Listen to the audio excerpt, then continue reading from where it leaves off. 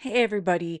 Um, I just wanted to introduce myself and kind of talk about some of the things that I'll be showcasing on this channel. Hey, editing Sarah here. I know later in the video I will absolutely say that I probably won't edit much, and that's by design.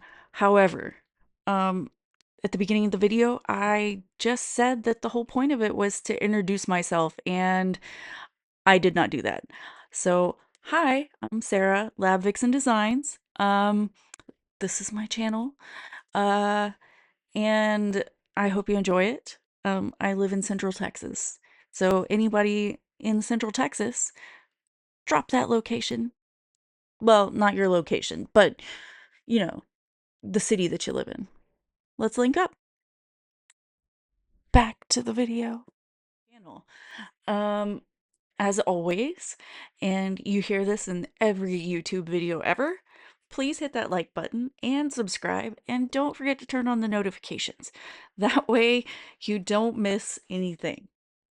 As you can see, my kitten, Alanis Morissette, back here, being the chaos gremlin that she is.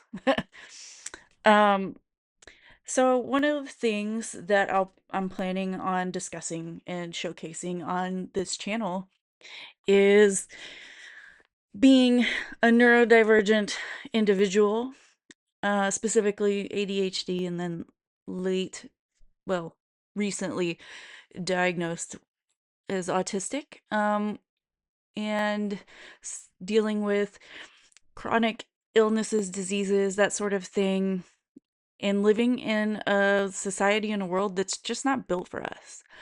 Like, there are so many barriers and obstacles that we encounter on a daily basis and end up having to work so much harder than a neurotypical and healthy person. And, it really just kind of wears on you sometimes. So, one of the things that I'll be showing videos of is how I'm adapting to that and finding a way to live a full life without overdoing it and ending up in burnout or a pretty serious flare up. So recently, as in like January, um, I ended up spending over a week in the hospital. Uh, they thought it was Cauda equina syndrome. I have some back issues from my time in the army. Yay. Um, so we thought it was Cauda equina syndrome because I had some numbness and tingling down both legs and some other TMI issues. We'll probably discuss those later on, but since we don't know each other yet, don't want to run anybody off. Um, but anyway, long story short, I spent over a week in the hospital with a metric fuck ton of pain meds just to try and control pain. Like, not get rid of it, just get it from a 9 to like a 5. And it was hard. Like, it was really hard. I ended up having a continuous ketamine infusion, like low dose ketamine, and that was the one that really helped. And I was able to skip a lot more of the opioid pain meds from that. But again, can't live life attached to an IV pole or on ketamine. um, so we cut that, and then when I was discharged, I think like the effects of it lasted about a week, and then the pain started creeping back in. Um, Not to the level that it was when I was admitted, but it was back to where I was previously. So that sucked. I knew better than to get too excited, but a little part of me was still hopeful. Anyway, like I ended up going back to work, probably, when was it? It was the March 4th. I think it was March 4th. Yeah. And on half days until June when we reassess with the pain management and things like that. So, one of the things that I do to keep my mind from going insane, since I cannot be as active as I would like to be, is yarn crafts. I recently learned how to knit. I'm not great at it, and I'm not going to be doing any super advanced, like the really cool designs, but I can do a knit stitch. I can cast on, and I can work in the round, and I can do a purl. I don't really like pearls. Um, it's just harder for me. I knit stitch is easy, and I can do basic increase and decrease, blah blah blah, all that good stuff. So this thing that I'm working on right here with my super cool yarn bowl that's a cauldron. This is the Paris skirt. Um, I will throw a link to the designer's Ravelry if you are interested in that. And I mean, it's pretty easy pattern. It's going to take me forever because it's it's very small needles, very small stitches. I'm working on the waistband right now. But I had to redo it. Like I got the waistband done on the first go and it was gorgeous. But I was using my other needles and cables and the cable was curled up. So when I closed the loop, it got a twist. And I didn't realize it. I thought I got it out of there before. And then when I got to the point to connect to make the waistband like where I would put the elastic, it was twisted. It was like a Mobius strip. And that was like, I don't know, 15 rows of like after like it's like 230 stitches that I had to cast on. It took forever. um so I had to redo it. Had to frog it all the way. And then I decided, you know what, the yarn that I started with, it's really pretty, but it was a mini skein. So when it folded over, you missed the first color because it was inside. And I'm like, I'll just use this that I got from, I think I got it from Hobby Lobby a while back, like a year and a half ago. Uh, it's pretty enough. And I figured I would use that for the waistband and then down a little bit and then pick up with the other pretty yarn and go with the color scheme that I had originally planned. So it's supposed to be a really long skirt and like it gradually increases and it's really flowy and pretty. So it's like, you know what? I'm gonna do it. That'll be my first knit wearable. So pretty excited. I typically crochet first, and then I have also gotten into spinning, which if you could see behind me, that's my Kiwi spinning wheel. I use that a bunch for like when I ply my singles. It works really well. And then all of those bins behind it are full of fiber. And then I have like a door thing to my side over here full of yarn. And then I'm looking at a cabinet full of yarn and then also yarn under the bed. Might have a problem. Gotta buy that, gotta get that dopamine somehow. And if you can't make your own, then store bought is better than nothing.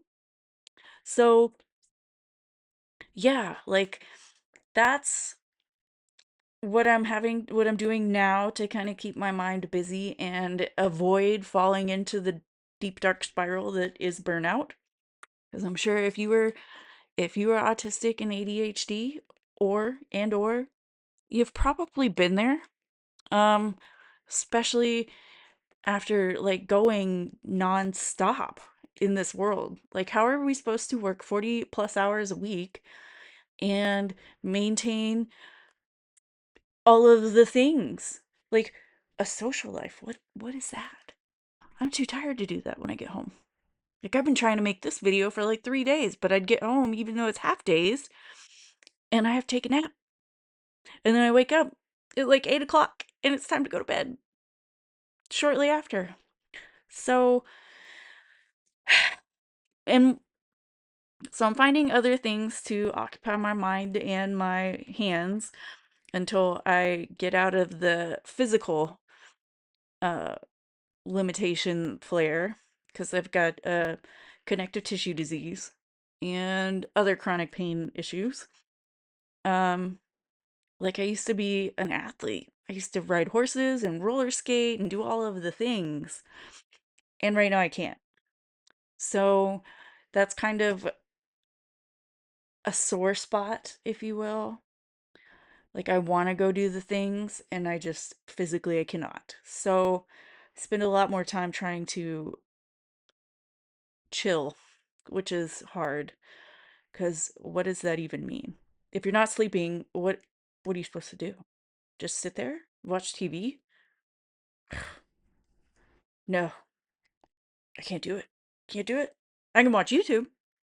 But so I figure might as well get something beautiful and useful out of this downtime that I have to take. So I'm working on a skirt. I also have a shawl that's actually really cool. It's like a mystery story. Like you read a section and then you follow the pattern that goes with that section. And then after you finish it, you move on. So you don't know what it's going to look like until the end. And you don't know what color is going to be next. Oh, well, no, at the beginning it told you what colors if you were following the palette that the designer chose. And I did because they're all cool names like Graveyard Dirt and Widow's Ivy and Witch's Wine and some other stuff. Uh, Rusty Nail or something. So that'll be cool too. And that's a knitted project. I have way too many other works in progress. Um, excuse me, not including the all of the wool that I'm in the process of spinning. But I figure I'm gonna have a lot of downtime, so I'll have a lot of things to keep my hands busy. And when my fingers swell up and get sick of working yarn or fiber, I move over to my Nintendo Switch 2 because I have I saw that Pokopia came out and I decided that I was like, nope, I need to Switch 2 right now. So I woke up from that nap and I told my husband, I was like, I have to go to the store. And he asked, for what? I'm like, because I need to pick up a Switch 2 and there's one left. He looks at me. He's like, don't you already have a Switch? I was like, yeah, I have a Switch 1, but I need a Switch 2 so I can play all the new Pokemon games because they're only for Switch 2. But on the Switch 2, I can play the Switch 1 games. And he's like, how old are you? I'm 37, by the way. Um, but look, I was an OG Pokemon fan, okay? So that is my guilty pleasure, and I have zero regrets for it. And if you have a Switch 2, if you love Pokemon and you want something just it's perfect. It's perfect. Absolutely perfect. Highly recommend it. I got my mom hooked on it and it's her favorite game ever. And it's pretty close to being my favorite. It might be. Definitely recommend it. There'll probably be some videos on that because I mean, why not? That's another really good tool to help with mental health. And we all need some enrichment in our enclosures, okay? As you can see, I do have a Sprigatito squishmallow, and she is currently wearing my super fun hat. Actually, you know what? This is pretty cool. So this hat, I crocheted it. It's got UV reactive yarn. It has yarn that I spun in it, like this dark blue. I spun that. That is merino and silk. And there's some more with some red in it. Ooh, the light picks that up really good. Like it looks luminous. Um, this green in here, I spun that also. Ooh, is it gonna show? And yeah. So like these neon, this one is a UV reactive and it does work. What's the other one? There's another, is it that one? It might be this one too. So this is supposed to be glow in the dark yarn. I don't know if it actually works, but it was fun for texture. So it's a long hat. It's warm.